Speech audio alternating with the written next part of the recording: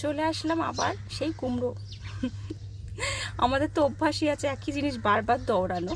তো আমি আবার কুমড়ো গাছ তোমাদেরকে দেখাই, আর কেন দেখাচ্ছি এটা আমি তোমাদেরকে বলবো। এই হলো কুমড়ো গাছ, এখান থেকে ব্যাস এইটুখানি, ঠিক আছে?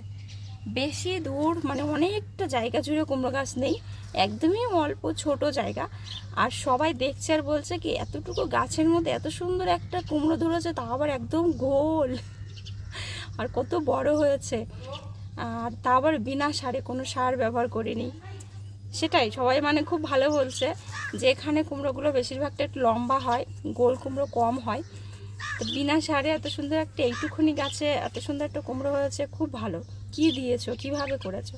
তা আমি কিছুই দিইনি, মানে গ্রামের লোককে বলছি আমি কিছুই দিইনি, জাস্ট সবজির খোসা মোসা ফেলতাম ওই মাটি, এখানে মাটিও সেরকম নেই, পাথর আছে, তো সেই মাটি থেকে এটা হয়েছে। আর এই দানাটা আমিই ফেলেছিলাম, কারণ বাজার থেকে কিনে নিয়ে এসেছিলাম, গলি কুমড়ো ছিল ওটাও, আর খুব পাকা কুমড়ো ছিল, খুবই মিষ্টি কুমড়ো ছিল, কুমড়োর ঘ্যাট বানিয়েছিলাম, আর দানাগুলো আমি ফেলেছিলাম। তো সেই দানা থেকে গাছটা হয়েছে, হওয়ার পরে এত সুন্দর একটা কুমড়ো হয়েছে।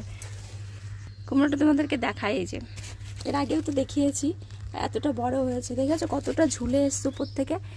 এখানে প্রথমে ওই কর্নারে হয়েছিল, আমি ওখান থেকে সরিয়ে এখানে নিয়ে এসেছিলাম, এতটুকু ছিল, আস্তে আস্তে আস্তে আস্তে এখানে পুরো ঝুলে গেছে। মাটি এই দেখো এতটুকু ডিফারেন্স, আমার মনে হয় জানি না মাটিতেই পড়ে যাবে কি না। তো যাই হোক, একদম পুরো বাদর থেকে বাঁচানোর জন্য আমি প্লাস্টিকটা দিয়ে বেঁধে রাখি। নিচটা দেখাই তোমাদেরকে, এই দেখো নিচটা